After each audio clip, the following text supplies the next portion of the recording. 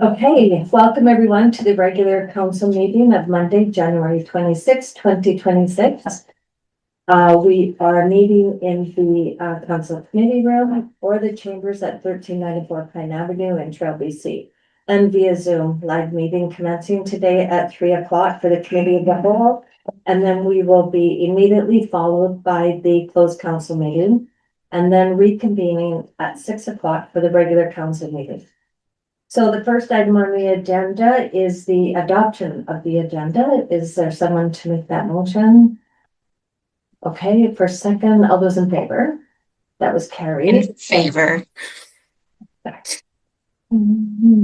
Okay, so we need a resolution to move into the committee of the whole. Is there someone that would like to make that motion, please? And the seconder, thank you. All those in favor? That was carried. In favor. Okay, we have our departmental verbal updates today. And first up is our communications and event manager, Claire Savilat.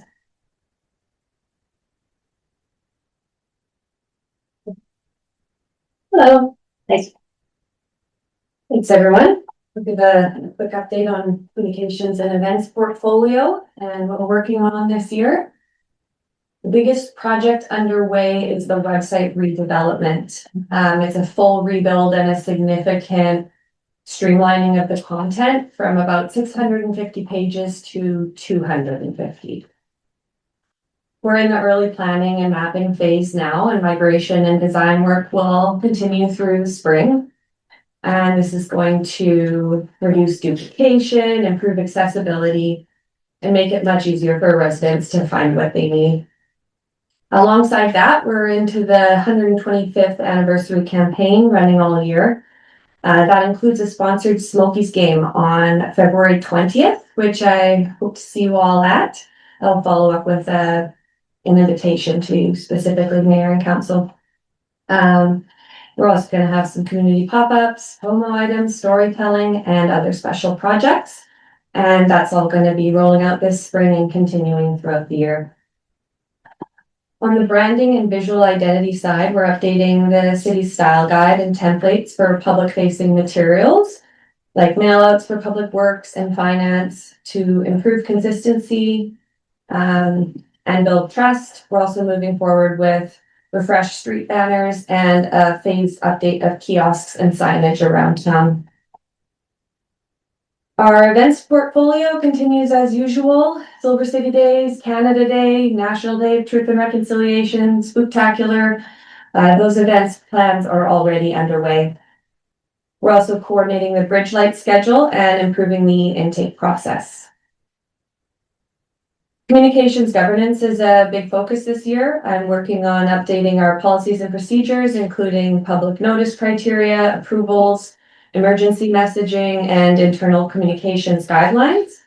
This is to create clear expectations and faster turnaround times across departments. We also have the municipal election this year coming up, so we've begun preparation on the communication side, making sure we're aligned with legislation, planning public information, and getting ready for accessibility requirements and media coordination. Operationally, we're continuing media monitoring, managing public and media inquiries, building out our multimedia library, and developing a more formalized publishing and content calendar and advertising calendar. I'm also creating a budget tracking system, and even though I don't quite have the full access to the software, I'm building it manually for now and getting access where needed. And finally, just working on some technology gaps around Microsoft 365, trying to get Planner implemented so that we can best collaborate and keep up with the project load. So overall, it's a busy and exciting year. Long-term projects and daily operations and the 125th anniversary celebrations. I'll keep bringing you updates as we hit milestones. Good. Thank you. Is there questions, Councilor Martin? Thank you, through the chair. Claire, thanks. Is there an opportunity to put an ad on the City Trail website for the Trail Historical Society? They're looking for more members. Their members are dwindling on a constant basis. Is that possible? Something that we can look at for sure. Sarah and I work quite closely together, and I'm sure that we can find a way that we can amplify what's needed, you know, as with the public library board and things like that, as they're recruiting as well. We try our best to amplify and share those, so. Thank you. Any other questions for Claire? No. Okay, thank you. Thanks. Up next, we have our manager of planning and climate action. Yes, welcome. Good afternoon, Mayor and Council. Starting here with a few operational updates. We have a new process implemented with the building department at the RDKB, where building permit applications received at the RDKB are now digitized and referred to city staff. Staff now regularly are receiving these building permits for review on zoning compliance and development permit applicability. This new process also assists staff to essentially start electronically filing all these new building permits. These permits are rolling in regularly now. For example, today I've already received 2 for review and sign off. Through Christmas break, staff were unable to secure a meeting with BC Housing due to staff availability. Now that we're well into the new year, meetings will resume starting this Thursday. Back in December, staff received a referral from the province of BC for the notice of work under the Mines Act for a proposed rock quarry out on 3 properties past Sunnydale. As the proposal was compliant with OCP policy and zoning regulation, staff stated no objections. We also started regular monthly meetings with community future staff to explore opportunities for economic development within the city. On for a few capital project updates. We've been incorporating council workshop feedback into the draft OCP and are now just fine-tuning the final graphics and formatting. Council should expect the draft document for consideration at the February 23rd council meeting. I'm currently also working on finalizing a request for proposals to secure a contract, which would essentially have a qualified environmental professional carry out an analysis of the downtown tree inventory, assessing the current stock through a climate resiliency lens, and recommending potential replacements alongside a high-level landscaping plan. On for community engagement and feedback, as you know, 2 rezonings for short-term rental uses have received first and second reading. Staff have sent out the statutory notifications to neighbors within 50 meters of the subject properties, and we're now advertising the planned public hearings in 2 consecutive editions of the newspaper, with the first advertisement scheduled for this Thursday's paper. The planned hearing date is February 9th at the 6 p.m. regular meeting. Looking ahead, we're planning to kick off the Abilities Awareness Advisory Committee March 2nd. As mentioned, OCP will come to council later this month, or later in February, apologies. And we also have an alternative notice bylaw in the works, and we'll be discussing with council alongside the proposed draft in near future meeting. I'm just working out the details with our director of corporate services prior to bringing this forward. That's all for me. Any questions? Well, I have a question. What's happening at the end of Sunnydale? We through the province under the Mines Act, we essentially got a referral that this operation is seeking a permit for a rock quarry. So staff's role here is just to look at our OCP and zoning to make sure it's policy compliant. The zoning use is permitted. So we've done that review and it was good to go. Yeah. Okay. Great. Is there any other questions for Chris? Thank you, Chris. Thank you. Okay, on to our corporate services, the general manager of corporate services. Thank you, Your Worship. Mr. Bush. Since the last time we talked, for myself, I've been spending a lot of time with our current GM of corporate services, trying to absorb as much as I can before she leaves us. But trying to determine what she was working on, and continue on those items. Some things we're looking forward to in 2026, and as alluded to from the communications and event manager, the election will be a large part of our time in legislative services and through communications in 2026. This won't be the first time you hear from us on this, and in the coming meetings, we'll have some initial resolutions for council's consideration to kickstart that process and get that planning going. to that also, we're looking in corporate services to develop a policy review strategy. As council is aware, we have a council policy manual that has a number of policies relating to a number of different categories, and we want to get a process going where a few of those are looked at on a timely basis, so that they are reviewed, whether there's minimal changes or if there is larger changes that need to be made based on operations, on liabilities through our insurer. Some of these policies haven't been looked at in a long time. It's good for a number of reasons to get them reviewed through staff, so staff is fully aware of what policies we do have and what they pertain to, as well as getting them in front of council for continual review and updates there. So that's one thing we're strategizing on how that looks and how to bring those forward. Again, some are easier to bring forward than others, or at least less timely. And also that's with our bylaws as well. A lot of bylaws need review and updating, so we'll be working to get those on a more scheduled review process. So that's kind of what we have for 2026. With those two items, it'll be a lot on our plates in legislative services and throughout. So that's those any questions? Applicant. Any questions? I don't see anything. Thank you. Thank you. Okay, Museum Archives and Visitor Center manager. Welcome. Thank you. Okay, all of our summer student grant applications have been submitted, one to Canada Summer Jobs and one to Young Canada Works. So these are federal programs that help subsidize usually nonprofits and public entities like ours to hire student employment. So hopefully we'll be successful there. It helps just dampen the burden on the taxpayer. Our 2026 calendar was released. It's a little fancier than usual, so there's still some available. If you haven't picked them up, please do. They're in the gift shop. Our regular outreach programming resumed in early January, and we just welcomed 2 contemporary Indigenous studies classes last week from Crow to discuss some pretty big topics, specifically curatorial decision-making in how we are all beginning to decolonize in our museums, which doesn't necessarily mean rewriting history, but being more inclusive of history and telling more stories.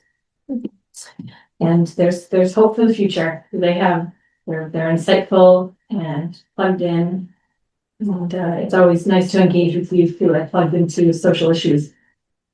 Content is developing for our commemorative visitor/community guide, which is a recognition of 125 years of trails. So these are the guides that we push out provincially through Destination BC and the Visitor Services Network. And it's going to be amplified a little bit. And Claire and I have been working with Atelka and Black Press to select some higher quality paper. It's going to be a much more sophisticated publication. And we want a little bit more editorial content, which has required us to do a bit of interviewing people. So we've got a neat lineup of people to not just focus on the past, but focus on the future and where we're going with specifically some of our city assets. So our content deadline is the beginning of March, and that's with ad sales as well. Black Press is going to support, of course, with their ad sales and handle printing. Some of you may have noticed we've got flagpoles on one side of our building now on the east deck, making use of some of the old brackets that were affixed way back in the day. We were going to make those decks accessible. I'm glad they're not now, but we were going to make them accessible, which required heightening of the parapet because they weren't built to a certain code, but the cost kept creeping up. So one side had these brackets, the other side does not. So we actually have to open up the parapet to affix these custom-made brackets that were made to ensure that the ones on the left side, so right overlooking Bay outside of my office, if you've been out there, they can stay sturdy. So we're excited about that. We can be more appropriate for our visitor center, our museum and library to have these features on our building. Capital project updates. We are awaiting Exhibit Studios of Calgary. This is the company that designed and built our museum exhibits to install our new exhibit element in our early industries section. They've been delayed a little bit, but we're pleased with the final outcome of the graphics. It wasn't achievable to get them here in January, unfortunately. I think everybody had high hopes for that, but it looks like early March. Just some stats from last year. We've got those all wrapped up. We had a great year in terms of service requests, programming and collection development. Research inquiries totaled 162 specific requests. And that totaled over 88 hours of staff research time in our collections. We hosted 1,943 program participants, which was about 80 more than the year before. So that's great that it's growing, and it's just the two of us, just Addison and I doing that. We accepted 112 archival documents, 15 published titles, 114 sports-related artifacts, and 80 museum artifacts into the collection. What's exciting is we have a total now of, did I add it? Yes, I did, good. 26,444 archival images in our collection cumulatively. We add a number as every time one comes in. This is helping. We had a bit of a backlog in these big collections of slides, things like that, that take up a very small amount of space, but are a huge amount of work considering how small they are. That really helps bring that number up. So we have probably one of the largest archival photograph collections in the region. So we're really proud of that collection and how it continues to grow and how we're able to use it. So yeah, it was a great year in terms of community engagement and people trusting us with their treasures. Looking ahead, we're really excited about these changes to our history gallery and some upcoming work in the Sports Hall of Memories. Firstly, to commemorate the Winter Games arriving. So we're working on an exhibition space there. There's 4 cases on the wall, the gym wall. So we're going to remove the items in there and create some historic. We've had 3 games occur here, so we're going to fill those up. And then the last one, I think we're going to try and create a photo opportunity for athletes. We might take the glass right out and not necessarily put anything in it, but use some of the branding that's been done, because we have access to that, to create a nice photo opportunity for students. Or for the athletes, sorry. They are students, I suppose. We are very pleased that Mayor Jones asked us to host the AKBLG's Friday night reception on April 17th. So Samantha and I are curating a beautiful evening for you. As Claire has mentioned, the Explore 125 Years of Trail project is developing really nicely, and our digital offerings about to begin development. We're excited about how this is going to roll out. We are actually seeking quotes to refresh the building with a coat of paint in our high traffic communal areas. We see a lot of people in a day, and we've been open for, in 2 months, it'll be 8 years already. If any of you can believe that, it's crazy. So it's time. It's time. There's areas that are looking rough. So we've got 1 quote in already, but that's ongoing. Our training sessions with the Trail Ambassador program begin next week. As most of you know, they come in and undergo some heritage training, some history training, and a review of the tourism assets, because the goal of being a trail ambassador is to encourage people to visit. So we give them those 30-second elevator speeches of how to dispel some maybe myths about trail that perhaps existed at one time but don't any longer. And of course, it's our anniversary year, so these ambassadors will be lucky to be traveling this year with that in their pocket. Heritage Week is coming up in mid-February, and the theme, this is a week that Heritage BC sponsors.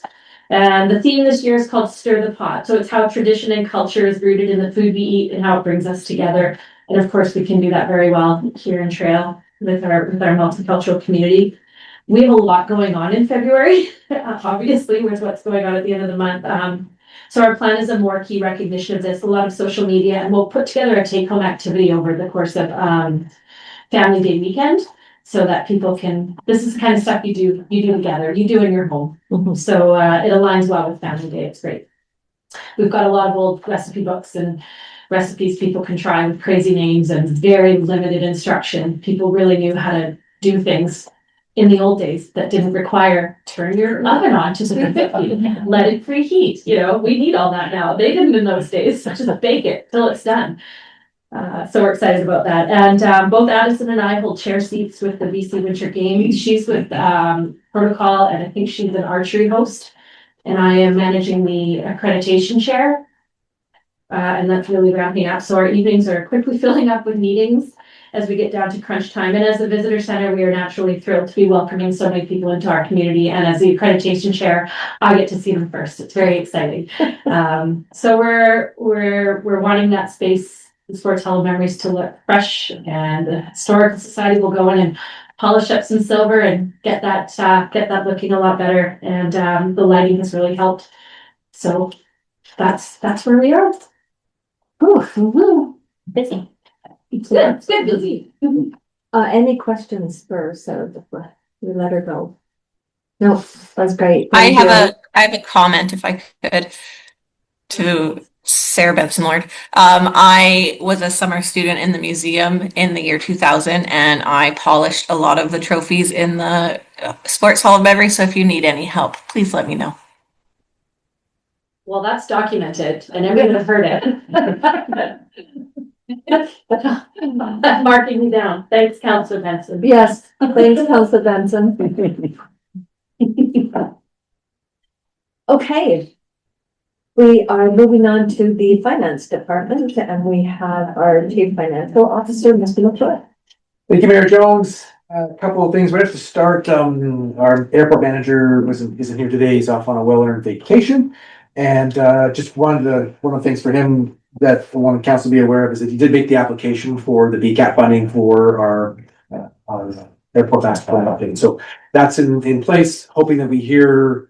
If we don't hear, then we'll have to make a decision about that in our general budget, but that's been taken care of. I also know that December was a tough month as far as getting in and out. Now, it wasn't just us, the weather was not favorable for planes, but a lot of success with the shuttle. So again, people may not be happy about not getting out on the plane, but they will get to Benedicta and they will get to the location. So that's been very positive and been good for our users of the airport. So that's a success.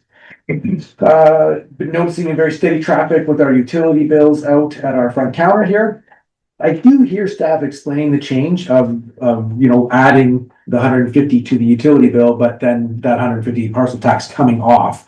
Always a bit surprised for me as they come in with the envelope with the notice. But they don't read the insert inside that explain the fact that this is what we were doing. So it's been, again, I kind of encourage the public, if you're going to, read that and it'll explain it. And, but it's been great to hear the response from people. Oh, that makes sense. Or, the bill, the increase is only X, $140 kind of thing. So, just to again, know that when we were working on budget, those were one of the commitments that staff had made was to get the word out. We are really trying hard, but we also need people to read the inserts that we send with your utility notices.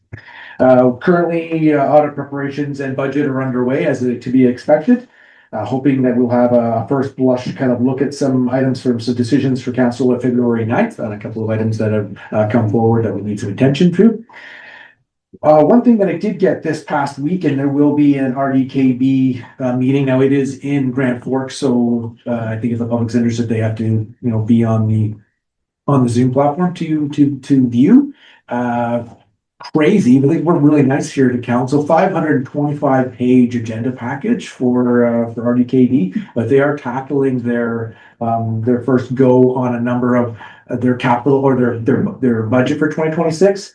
For me, a couple of things that really stood out. One is that they have this new infrastructure levy. We've got some questions that staff will be talking about, but they're saying that they've got a $55 million capital shortfall. Infrastructure levies are looking at, and for 2026, I believe there's about $1 million being added. Some of the big ones are like the regionalized waste management. They're saying that they've got a capital funding shortfall of close to 12 million. The fire department's at almost 14 million in unfunded capital shortfall.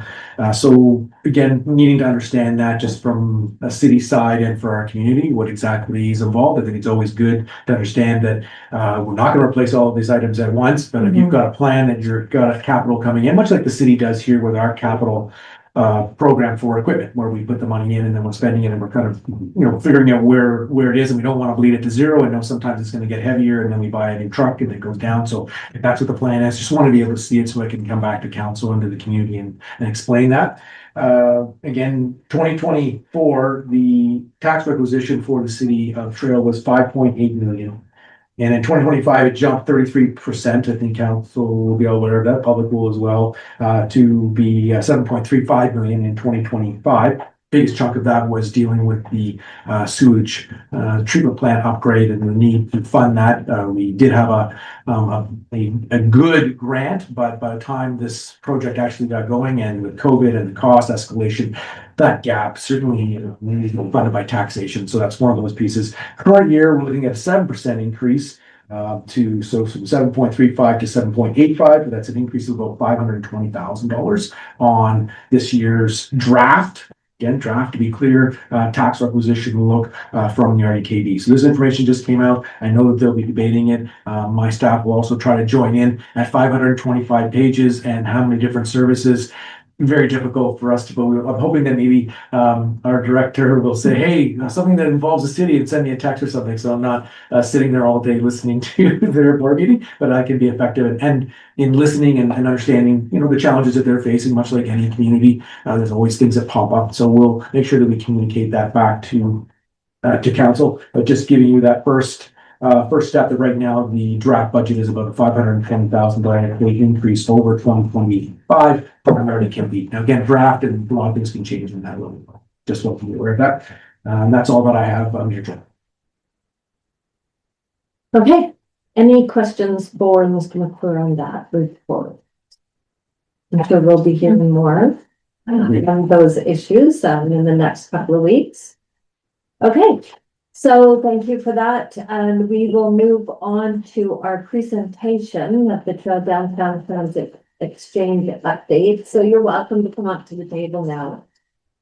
And so at the end of the table that's joining us is Danica White. Yes. And in case you and Sal, you're also very welcome to, you know, just slide your chair up. I know it doesn't have wheels, but we'll let you fall over. And Sal's on the capital side of this project. Danica kind of sort of takes care of us on mostly through, and as council is aware, we're talking about the transit exchange, but only because we are having a seat through our regional director at the East End Services for Transit. So we have sort of the different buses that head out to Beaver Valley or Rossland. And so there's that sort of partnership. And even on trail, we're part of a larger West Kootenay, which is sort of where Danica takes the lead for being the expert and the support person for BC Transit for our West Kootenay Regional. And so that's why she's joining us today.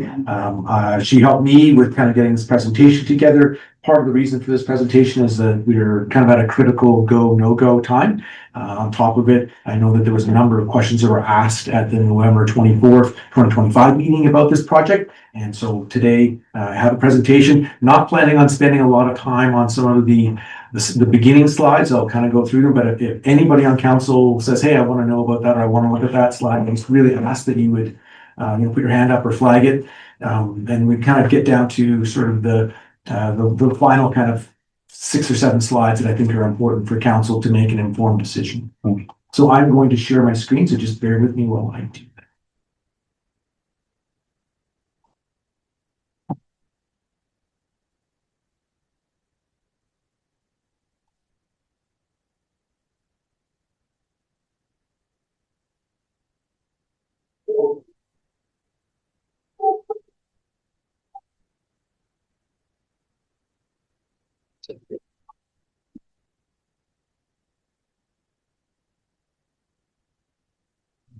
Okay.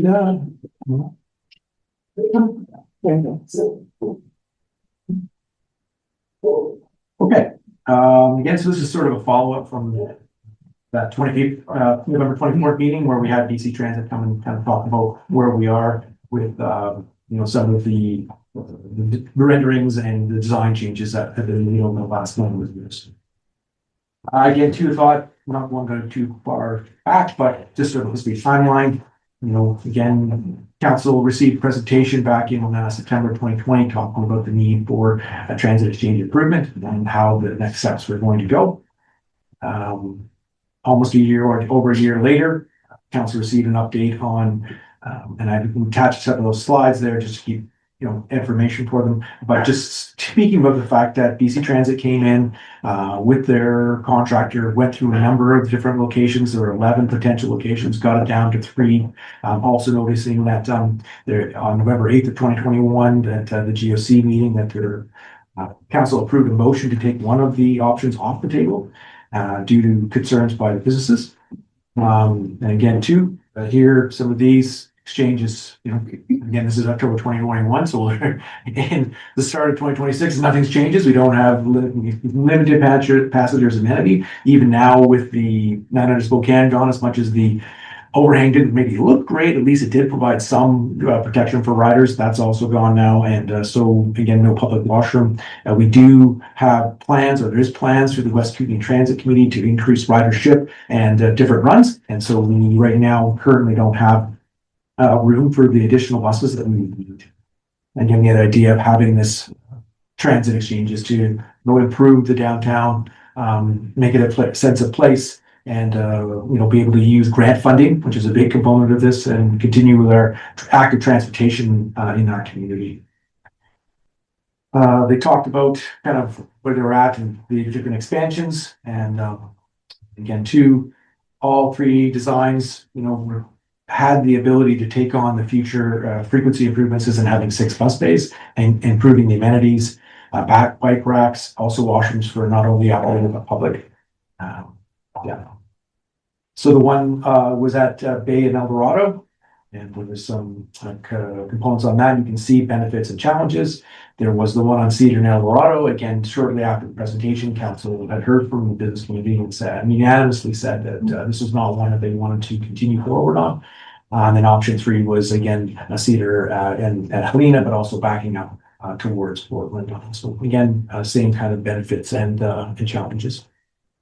The one thing that did come online, which is different and timely for the city, was the fact that if we were able to get this under the infrastructure funding opportunity for the ISIP, so investing in Canada, and that's where the federal government puts up 4% and provincial government puts up 40%, and that other 20% is then shared with the East Side 7 services. So again, shared with Rosalind and Montrose and Moorfield, etc.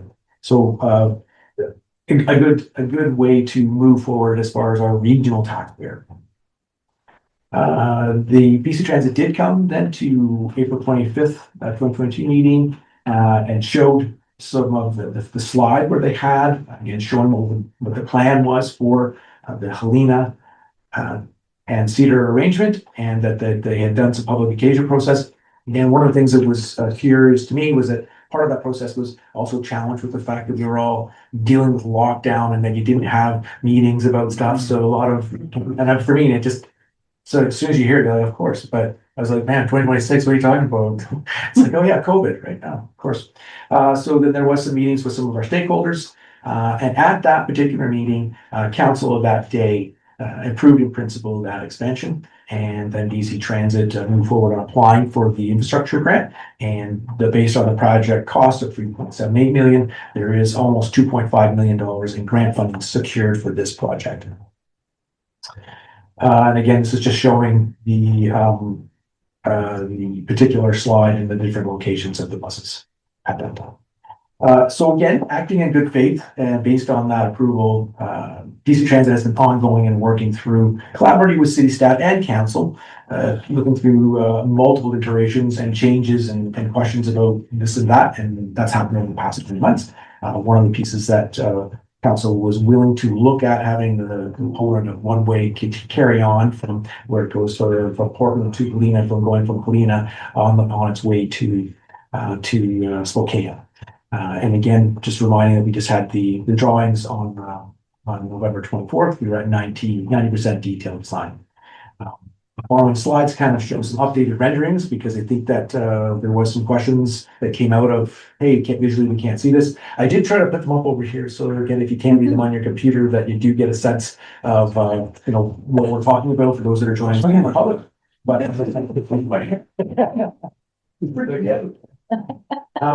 so yeah, so we'll take a look here. And again, this is what came from that downtown exchange. That's looking at one way that keeps the angled parking that we would lose, although it's going the other way compared to where it is currently on the other side of Cedar Street. And kind of shows where we've got the buses coming in and out. Does speak and again, and did have a bit more of a blow up there. And for what's happening as far as where the washroom is there's a, like I said, an operator's washroom, a public washroom, and then obviously the transit exchange shelter one over on the block between Portland and Helena, and then two over near the closer to Spokane.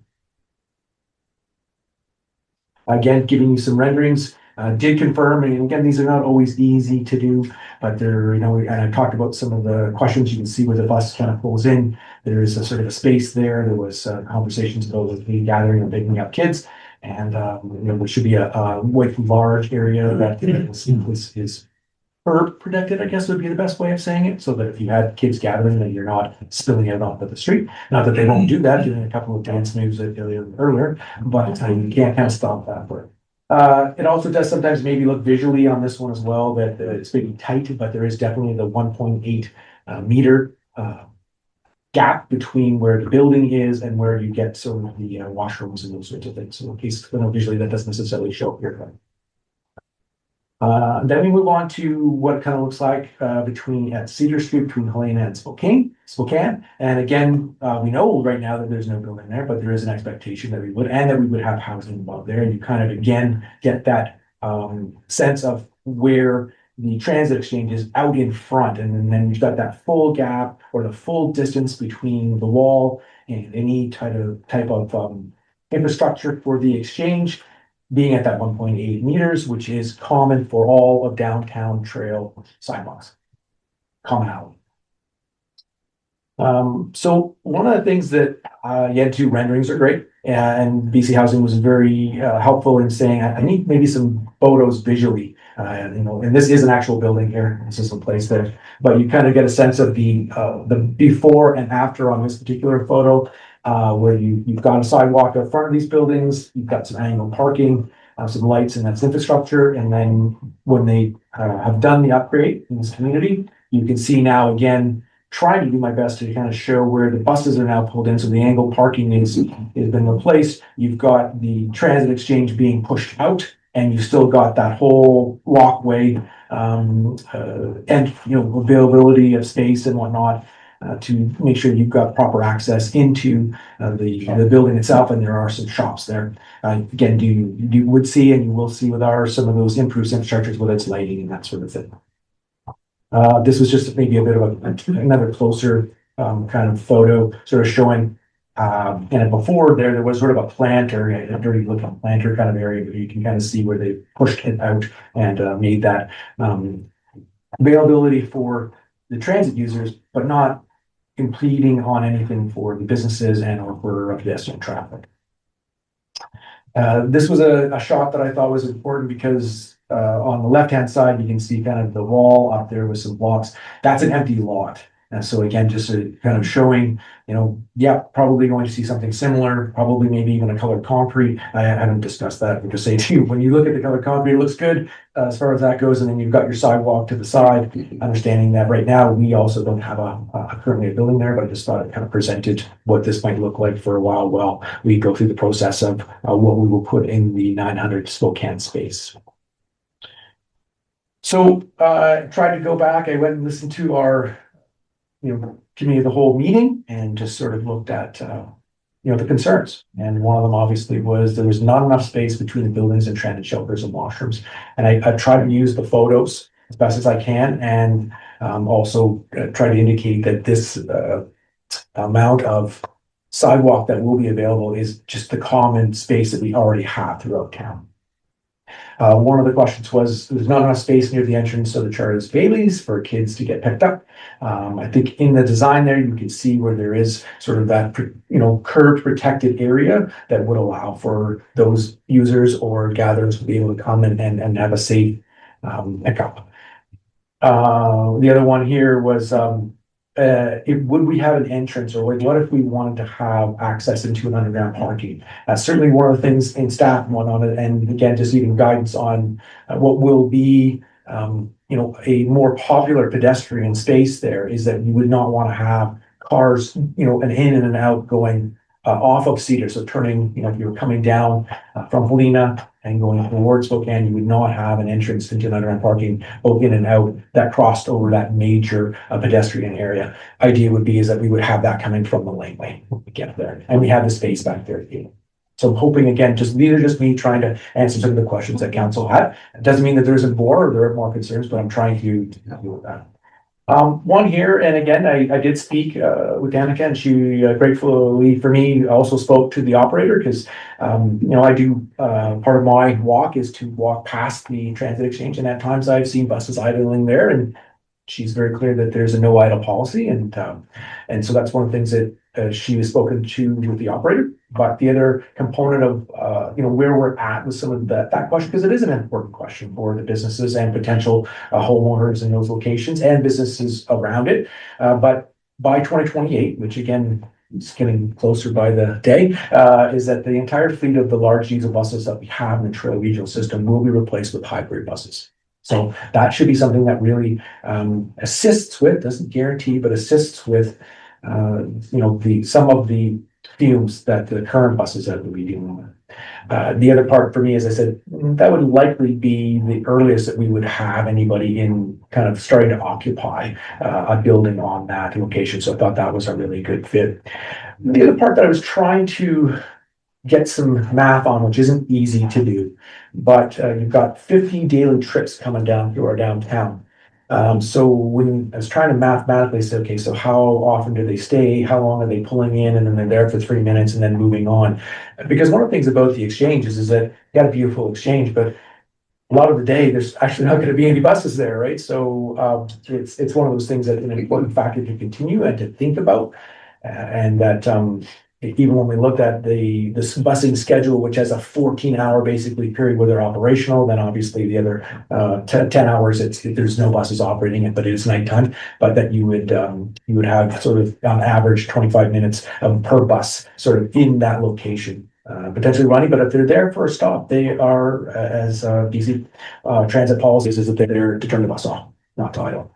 And again, too, just to put that out to council and to public, that if you are hearing that we're seeing that the buses are idling for long periods of time. Don't get me wrong, when it's -10, you can see that there might be some transit riders that are saying, hey, can we keep the heat on? But the idea being that if that's something that you're having an issue with, that just bring it to my attention and I can feed that back on to BC Transit, and to the operator will be notified and to take corrective actions.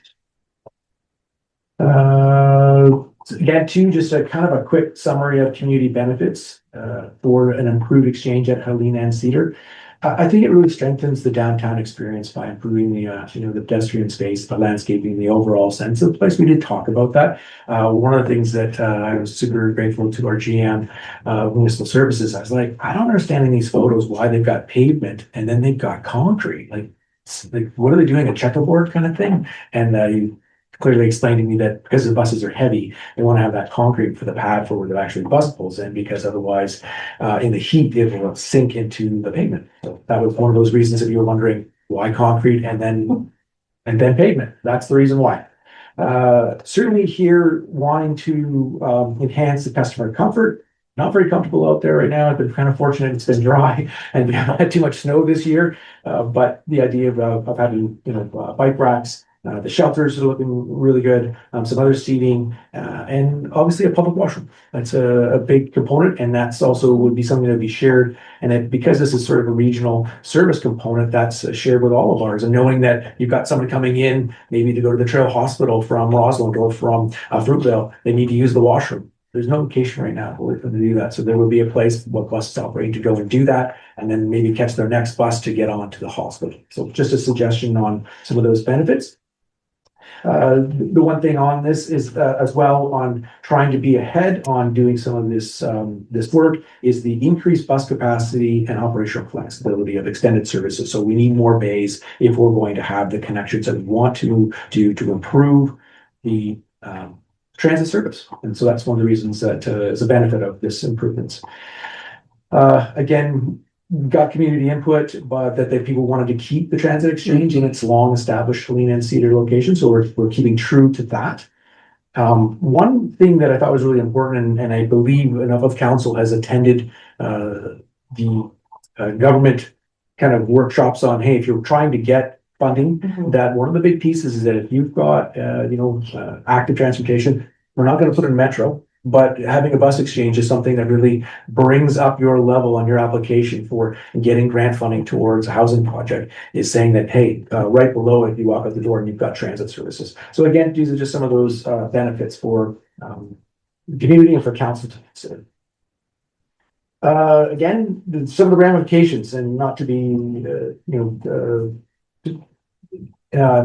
these are just things I want council to be aware of. It's not meant to be scary. One of the things that we've seen, much like the sewage treatment plant upgrade, is that it is totally within council's prerogative to say, hey, we want to wait until we know what's happening here. We want to wait a bit more time. The challenge was is that the cost of construction goes up and the grant itself is finite. And so say it goes up an extra $300,000, well, then that kind of goes back and it becomes pressure for, which would be our regional taxpayer. Right now that we've incurred a number of expenses just on detailed designs and some of the different work that's happened over the past 20 months. And again, if we don't proceed, then someone's going to, fund that. And so that would be sort of an expectation of RDKB and BC Transit splitting that. Trying to be clear that right now that 80% ISIP grant that we have is different than the normal funding model that happens with our current model with BC Transit and our Eastside 7 services, where the province pays up to 47% and 52% is what the municipalities are responsible for. And again, for me, just looking at, if we said no, and that means we lose the ISIP because the going back to the drawing board sort of components really causes some grief on being able to carry forward on this particular project. And I know that the community was going to want to eventually have a new transit exchange. And I understand sometimes the thought process of, hey, I wasn't involved, or is there another spot? Just the real risk is that you lose out on the grant. And in theory, just looking at kind of that higher prices, and this is just straight off the bat that right now you're in for that 20%, which is about $616,000 on this project. But if we would, in theory, to go out and come back and have another exchange, maybe in the same spot, and we lose that ISIP grant, then what would happen is that Eastside 7 services would be responsible for $1.63 million or $1 million higher if we lose out on the ISIP grant. And the other part is that without any improvements that we have processed or looking at, that the transit exchange will remain in its current location. It lacks the adequate weather protection. There's no public washing facility, and it doesn't assist us on trying to improve the services. So that's one slide there. So the next step for me, and again, obviously I'm here, I'm not the expert. We've got Sel and Danica here from BC Transit. And so if you've got any questions, but we're at that sort of go, no go stage here. And the reason that we say that is that if we want to get this construction going, we need an answer. And so if council is in favor, we do have a resolution on the table. Or sorry, we don't have a resolution on the table. We've got a suggested resolution that we would need to move this project forward. And if we do, then very quickly we've got things kicking in. We've got the RFP out for the contractor. The contractor is going to have to do a traffic management plan because we're going to have construction there again this summer. And if you do delay, if you do decide to delay or decide not to, we just need to know. BC Transit does. Happy to open this up to questions, Mayor Jones, as you see fit. Okay. Does anybody have any questions or comments on this presentation? I don't know if I count as you. I have a question, Mayor Jones. Okay. Thank you. Can I ask it? Yeah, go ahead. Okay. Through the chair to Colin. Just for my notes, what does ISIP stand for again? Yeah, so you'll have to go back now. I wrote it down. Investing in Canada infrastructure. They seem to know it. I should have let that switch. Investing in Canada Infrastructure Program, ISIP. Oh, okay. Slide 10. And then a question through the chair to our delegates from BC Transit. If this was voted through tonight, when in the spring of 2026, would you see this starting? Reason I ask is Silver City Days will potentially be utilizing the space in what is that, 900 Spokane Street for some to spread out some of our events a little bit, and just want to make sure that that is still okay. So respectfully through the chair, thanks for that question. I think right now, based on the phase we're at, we're still going out for a contractor. I think the spring timeline is flexible. What we'll be trying to do is to have an in-service date of the fall of 2026 before the ground freezes again, and then working backwards from construction. So it's really good to know that there might be some key events happening in the spring that we would want to consider with a construction timeline. Anything else you want to add to that, Sal? Yeah, the summer will be the peak construction period, and we will try to wind up as early as possible before the winter starts. So that's our target for our replacement and construction contractor. I think May 15th is the design period. Should be good. Thank you. Thank you, Councillor Benson. Go ahead, Councillor Hanson. Thank you through the chair. So I just wanted to confirm just a few things, because there's just stuff that we've been kind of tossing around. Parking spaces. With the change in parking, how many parking spaces are we losing? My understanding is it would be 2. Total? Yes. Now that's because council was agreeing to have that moved to one way and keeping the annual price. The other question I had is in regards to the public bathroom area there right outside. It seems to me that those two buildings are quite particularly close to each other, which seems to me as a space for, are vulnerable to, be and there and, which fine. But who's going to maintain it? Who's going to make sure, it is safe, secure, sanitary? If it is our neighboring communities that are also picking up 20%, should they not also be responsible for picking up some of the cost on cleaning and maintaining it as well? Yeah, and my expectation is that this asset basically becomes that washroom as part of this, becomes part of the East Side 7 service of transit. And so my expectation is that they would be the ones looking at it. One of the things to be clear is that, our public works team basically ends around 3:30, 4 o'clock. The buses, they're going to be there until 8. So I would think that if I come in on a bus, I'm probably going to want to use the washroom. So my expectation is that we would be working with them. I can see working with them, but there would be a goal of saying you need to have someone taking care of this and locking that washroom down at as the last kind of end of the service sort of thing for the bus service. So those are good questions. Unknown right now, but the expectation is that based on the sharing ratio that it's kind of an asset that is their responsibility.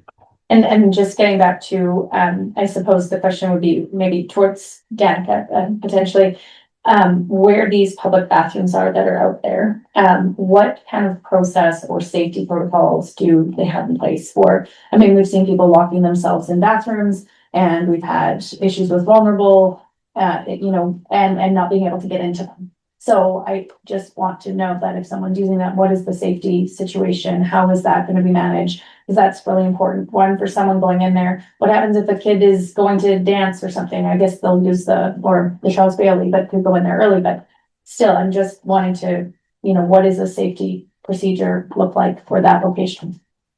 Those are great questions. I don't have an answer for you. I don't know if you've got any experience from some of the other transit exchanges you've been involved with as far as what governments have done or different styles of bathroom or anything like that. I don't, but I can certainly ask. We do typically leave that with our local governments because they are on the site. And they typically have maintenance plans and protocols in place. But I can certainly ask some of our other local government partners. I know that Nelson has a public washroom as well that they are looking after, and they might have some insights. Even in other locations we have it. We can look into and check with them. It is something I can also follow up with Nelson. There's 3 public washrooms now in Nelson. So again, there's one now with the new transit exchange right beside the library building. There's the one that's at I believe it's Baker and St. Josephine. Bishop. And then there's the one that's down by the Prestige. And so, but again, great questions. Safety is my Absolutely. concern. Absolutely. And Yeah. if someone's going to use it, they find someone in a state, Could not agree more. which I feel like will be a thing. Quite possible. So, did you say that the restrooms are locked at night? Yes, they would not be something that we would have open Yeah, all night. I no. mean, the expectation is, and that's even for Nelson, right? I mean, it's a Mhm. case of Yeah. someone comes, and again, Nelson a bit different. They basically got, I don't want to say 20-hour coverage. So they have a crew that comes out and part of their afternoon shift is to shut down, and then they have someone that opens in the mornings in the water.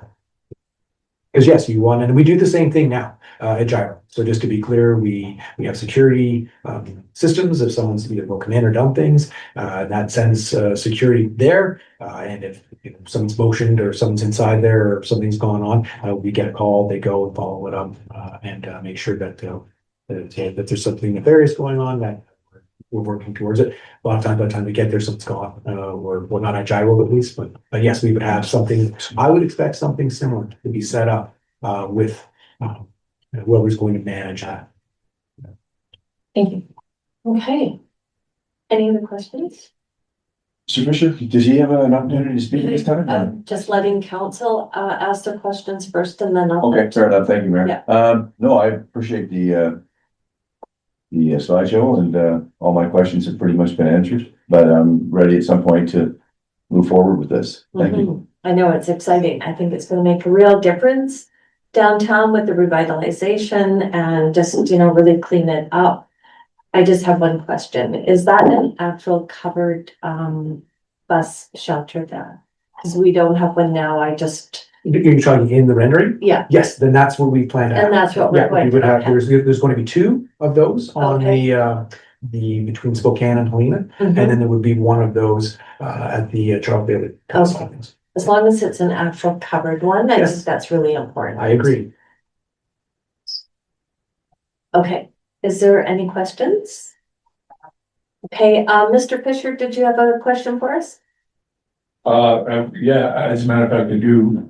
I'm sure I'm late to the party on this. I was being a major stakeholder right across the street from the expansion here. We were never notified of the meeting in 2021, and so I apologize for that. We heralded these prospective changes when they were announced because we thought it was a great opportunity to revitalize trail and get this bus depot out of some prime real estate where there's room for actually 20 spots in that block. And I know there was some opposition in some other places, but I'm not sure all opportunities were explored. And I often wonder about the Esplanade. It shows up our riverfront. There's a net gain on parking spots, and it frees up all this area for improving our pedestrian experience, as Mr. McClure has expressed. So I think the optics on those facilities are terrible. In front of our frontispiece property, the Charles Bailey Theater and Selkirk College, I just see a huge conflict here and no real move forward when there's some good options still available. And I appreciate the money that's committed, but this is a long-term jump, and I hope everybody's thought this through, because the optics here, I think, as I said, are a little bit less than desirable for such a project. I was speaking to Nelson. Did they shut off a block in Nelson for bus stops? I can't, maybe I'm not familiar with Nelson. Yeah, so they have. They have. Yeah. I'll have to check that out when I'm over there next, because anyway. That's all I have to say, Your Honor. Thanks for the time. Thank you, Mr. Fisher, but the Esplanade was an option that council in the end decided that it wasn't going to be practical. And so we're here today with this option left, and quite honestly, yeah, there's been a lot of work gone into this, and I'm sorry you didn't get the information when it was starting, but Okay. yeah. So So today we're here to have a look at this option, and if there's no other questions from council, I will move the recommendation. Okay, I see none. So the recommendation is that council approve progressing into the construction phase of the proposed updated downtown trail transit exchange as designed. Is there a seconder? Seconder. Okay. All those in favor? In favor. Okay, that was carried. Thank you. And did you want your opposition? Yeah. Okay.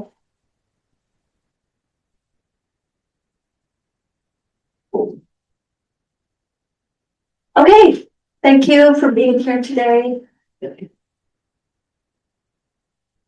And we look forward to working with you in the future. Yes. Okay, seeing no other reports. I will,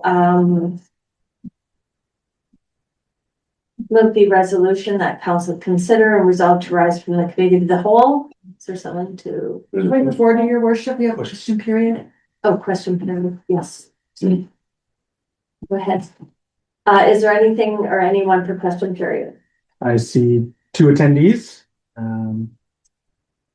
If you would like to ask a question of council, please let us know right now. Where is the hand function? So good. There was a hand raised, but I don't see any. Greg's hand went up and then went down right away.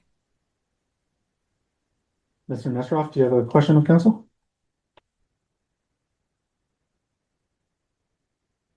No? Seeing that. Okay, thank you. Thank you. We'll move on to, the resolution to consider resolve from the committee of the whole, to rise from the committee of the whole. Is there someone to make that?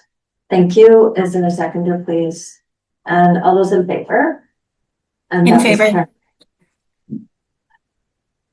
So a resolution to exclude the public, recess the public meeting until 6 p.m. and immediately convene into the closed session. And the resolution is that pursuant to section 90 of the community charter, the public be excluded from this portion of the meeting as the subject matter being considered relates to the following. The community charter, section 91A, personal information about an identifiable individual who holds or is being considered for a position as an officer, employee, or agent of this municipality or another position appointed by the municipality. Community Charter, section 91G, litigation or potential litigation affecting the municipality. And Community Charter, section 1L, discussions with municipal officers and employees respecting municipal objectives, measures, and progress reports for the purpose of preparing an annual report under section 98 annual municipal report. And further, that the public portion of the meeting be recessed until 6:00 p.m. and that further council immediately resolve into the closed portion of their meeting. First seconder, please. All those in favor? In favor. And that was carried. Thank you.